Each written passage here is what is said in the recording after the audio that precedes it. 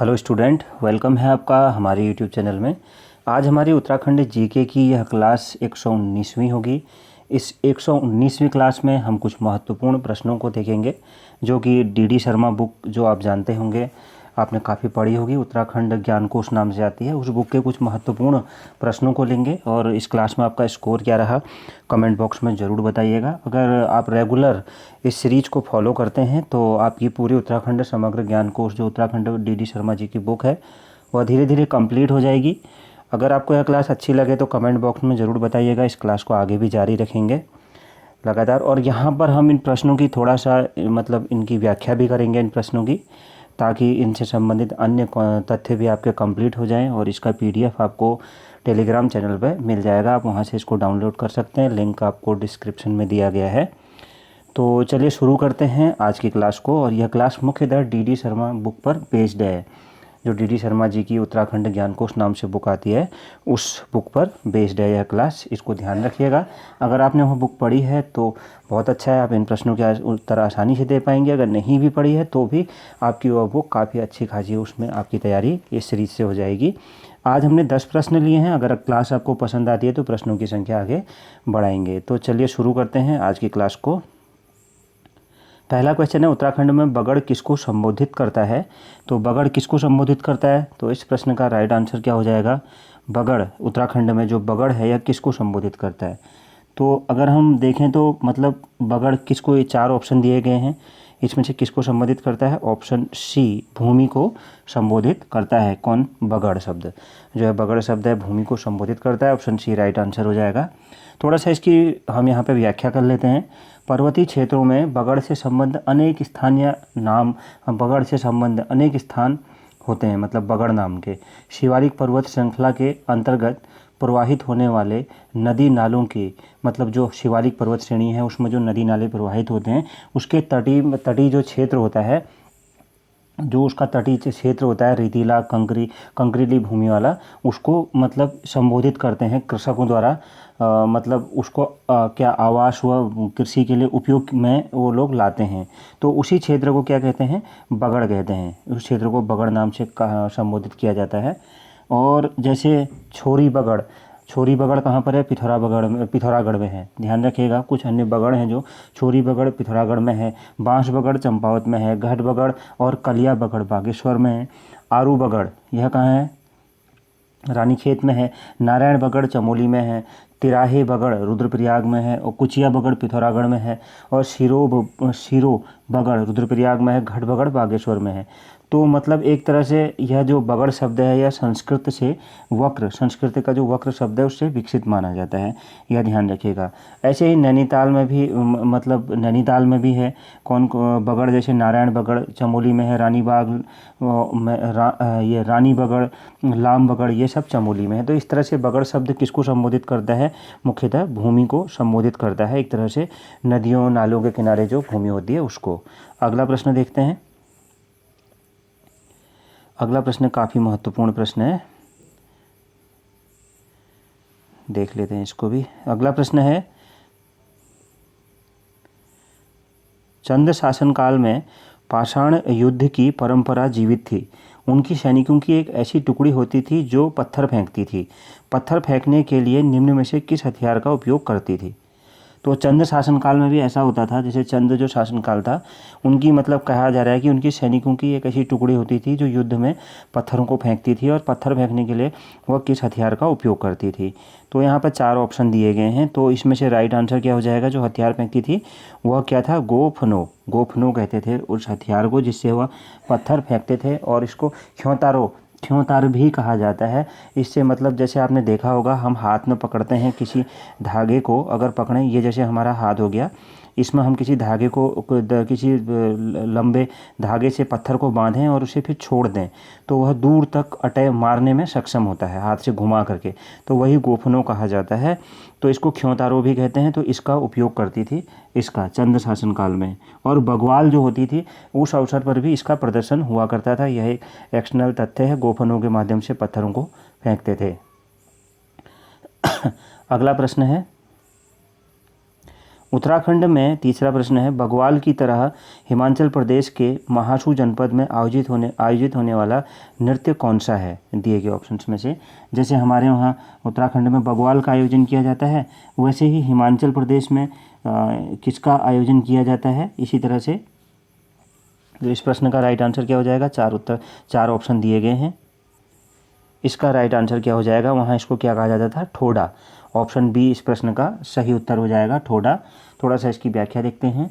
मतलब हिमाचल प्रदेश के महासू जनपद में वैशाखी के अवसर पर खस क्षत्रियों के 2 धड़ों के बीच आयोजित किए जाने वाले ठोडा युद्ध में भी एक तरह से बग्वाल का प्रतिरूप देखा जा सकता है, जो हमारे उत्तराखंड में आयोजित होती है। उसी का प्रतिरूप एक तरह से ठोडा, ये क्या है, ठोडा भी उसका एक प्रतिरूप है। तो ऑप्शन बी इसका राइट आंसर हो जाएगा। अगला प्रश्न देखते हैं। अगला प्रश्न है चौथा, देवीधुरा की बग्वाल के समान, जो देवीधुरा की बग्वाल है इसके समान पट्टी गुमदेश के चलम देवाल में रामनवमी के दूसरे दिन मेला लगता था। बग्वाल के समान यह मेला होता था, इसे अंग्रेजों ने कब बंद कर दिया। मतलब यह यहाँ पर कहा जा रहा है कि देवीधुरा की जो बग्वाल लगती है उसी के समान पट्टी गुमदेश जो यह स्थान है, पट्टी गुमदेश, तो इस पट्टी गुमदेश में जो चलम देवाल मतलब मंदिर में जो बग्वाल लगती थी, रामनवमी के दूसरे दिन मेला लगता था बग्वाल के समान, इसे अंग्रेजों ने कब बंद कर दिया था। तो इसे अंग्रेजों ने कब बंद किया था, 1815 में इसको अंग्रेजों ने बंद कर दिया था। ऑप्शन बी इस प्रश्न का सही उत्तर हो जाएगा। प्रश्न नंबर 5 देखते हैं, पांचवा प्रश्न क्या है, बड़ील क्या है। तो बड़ील क्या है, तो इस प्रश्न का राइट आंसर क्या हो जाएगा, बड़ील किसे कहते हैं। तो काफ़ी महत्वपूर्ण प्रश्न है, 4 ऑप्शन यहाँ पर दे रखे हैं। तो बड़ील क्या है, एक तरह का कुमाऊनी व्यंजन है। बड़ील क्या है, एक तरह का कुमाऊनी व्यंजन है। तो कुमाऊं क्षेत्र में इस व्यंजन को बनाया जाता है, बड़ील को। तो इस प्रश्न का राइट आंसर क्या हो जाएगा, इस प्रश्न का राइट आंसर हो जाएगा ऑप्शन ए, कुमाऊनी व्यंजन है। मतलब इसमें यह कैसे बनाया जाता है, साबुत काला चना, अरहर की दाल, छिलके वाली मूंग की दाल और चने की दाल, इन सबको 5-6 घंटे तक पानी में भिगोया जाता है। उसके बाद हल्दी, मिर्च मसाला, अदरक, लहसुन आदि इसमें डालकर मोटा पीसकर हींग का तड़का लगाया जाता है इसमें। तो उसके बाद इसमें थोड़ा डालकर पानी डालकर पकने को रख दिया जाता है और इस तरह से यह व्यंजन तैयार किया जाता है। बर्फ़ी की तरह इसको बनाया जाता है। तो यह एक कुमाऊनी व्यंजन है, क्या, बड़ील। अगला प्रश्न देखते हैं। प्रश्न नंबर 6, बटुक भैरव देवालय कहाँ स्थित है। तो बटुक भैरव देवालय दिए गए ऑप्शन में से कहाँ स्थित है। तो इस प्रश्न का राइट आंसर क्या हो जाएगा, बटुक भैरव देवालय कहाँ पर स्थित है। तो राइट आंसर दिए गए ऑप्शन में से ऑप्शन ए, यह चंपावत में स्थित है। बटुक भैरव देवालय चंपावत में स्थित है। तो इसका राइट आंसर क्या हो जाएगा, ऑप्शन ए, बटुक भैरव देवालय चंपावत में स्थित है। तो थोड़ा सा इस प्रश्न की हम यहाँ पे व्याख्या भी देखेंगे। बटुक भैरव देवालय जो यह देवालय है, यह जो देवालय है बटुक भैरव देवालय चंपावत में तो स्थित है, कुमाऊं मंडल के चंपावत में स्थित है। और जो चंपावत जनपद के मुख्यालय के बालेश्वर मंदिर समूह के अंतर्गत यह है। कौन सा, बटुक भैरव देवालय कहाँ पर स्थित है, चंपावत के अंतर्गत जो वहाँ पर बालेश्वर मंदिर समूह के अंतर्गत यह स्थित है। तो इस प्रश्न का राइट आंसर ऑप्शन ए हो जाएगा। अगला प्रश्न देखते हैं। अगला प्रश्न क्या है, राहुल सांकृत्यायन थे, तो यहाँ थोड़ा सा मिस्टेक हुई है। राहुल सांकृत्यायन भगवान बद्रीनाथ की मूर्ति को किसकी होने की संभावना व्यक्त करते हैं। जो भगवान बद्रीनाथ की मूर्ति है, बद्रीनाथ में की मूर्ति को किसकी होने की संभावना राहुल सांकृत्यायन जी व्यक्त करते हैं। तो राहुल सांकृत्यायन किसकी होने की व्यक्त करते हैं। तो इसका राइट आंसर क्या हो जाएगा, ऑप्शन सी, भगवान पारसनाथ की होने की यहाँ पर संभावना व्यक्त करते हैं। तो पारसनाथ किसको कहा जाता है, पारसनाथ भगवान महावीर को कहा जाता है। जो जैन धर्म के भगवान महावीर थे उनको कहा जाता है, वो इसकी संभावना व्यक्त करते हैं। और ऐसी संभावना वह क्यों व्यक्त करते हैं, मतलब इस कारण से क्योंकि जो वहाँ पर मूर्ति है, वो जो खंडित अवस्था में जो भगवान बद्रीनाथ की मूर्ति है वो क्या है, मतलब ध्यानावस्था में है, मुद्रा में स्थित है। और उसमें क्या है, द्विभुजी देव प्रतिमा का ललाट, नेत्र, नाक, मुख व हनु सहित सामने का भाग तथा एक भुजा का कुछ भाग खंडित हो जाने से मुखमंडल की संरचना के आधार पर किए जाने वाले प्रतिभिज्ञान का आधार की मतलब एक तरह से उस आधार पर यह कहा जाता है कि यह मूर्ति जैन धर्म की मतलब हो सकती है। लेकिन बौद्ध धर्म वाले उसको भगवान बुद्ध की मूर्ति भी मानते हैं। लेकिन पुराणों के हिसाब से, वैष्णव पुराणों के हिसाब से और महाभारत काल के के हिसाब से यह भगवान बद्रीनाथ की मूर्ति विष्णु भगवान की मानी जाती है। लेकिन इस प्रश्न का राहुल सांकृत्यायन के हिसाब से भगवान पारसनाथ की मानी जाती है। अगला प्रश्न है, किस ताल के किनारे लक्ष्मी नारायण मंदिर अवस्थित है? जो लक्ष्मी नारायण मंदिर है वह किस ताल के किनारे अवस्थित है? काफ़ी महत्वपूर्ण प्रश्न है यह भी। तो राइट आंसर क्या हो जाएगा? ऑप्शन ए, बधाणी ताल के किनारे लक्ष्मी नारायण मंदिर अवस्थित है। तो यह जो लक्ष्मी नारायण मंदिर स्थित है कहाँ पर? बधाणी ताल के किनारे। और यह बधाणी ताल कहाँ पर स्थित है? यह बधाणी ताल जो है किस जनपद में स्थित है? तो यह रुद्रप्रयाग जनपद में बधाणी ताल स्थित है, यह भी ध्यान रखिएगा। तो यहाँ इस प्रश्न का राइट आंसर क्या हो जाएगा? बधाणी ताल।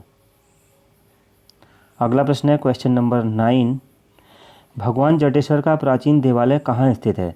तो भगवान जटेश्वर का प्राचीन देवालय दिए गए ऑप्शन में कहाँ स्थित है? तो ऑप्शन ए इस प्रश्न का राइट आंसर हो जाएगा, रुद्रप्रयाग जनपद में स्थित है।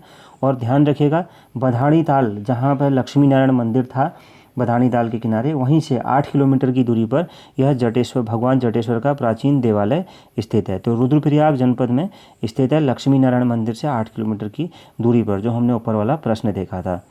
अगला प्रश्न देखते हैं, बधवान या बधौन क्या होता है उत्तराखंड में? बधवान या बधौन क्या होता है? तो ऑप्शन ए इस प्रश्न का राइट आंसर हो जाएगा, पशु का नामकरण इसमें किया जाता है। तो थोड़ा सा इसको जानते हैं। बधवान पूजन कृषक पशुचारक वर्ग के कुमाऊनी समाज का एक विशेष उत्सव होता है। कुमाऊनी समाज का ध्यान रखिएगा कि कृषक पशुचारक समाज में पशुओं का महत्व मानव से कम नहीं होता है। जो पशुओं के कृषक या पशुचारक जो समाज होता है वहाँ पर मानव के समान ही उनके संदर्भ में भी अनेक पर्व मनाए जाते हैं, वह पशुओं से संबंधित होते हैं। तो यहाँ एक प्रकार से पशुओं का नामकरण संस्कार होता है। इसमें जो नया नवप्रसूत पशु होता है उसकी दुग्ध की परिशुद्धि के लिए तथा नवजात का नामकरण करने के लिए यह अनुष्ठान आयोजन होता है। तो ऑप्शन ए इस प्रश्न का राइट आंसर हो जाएगा।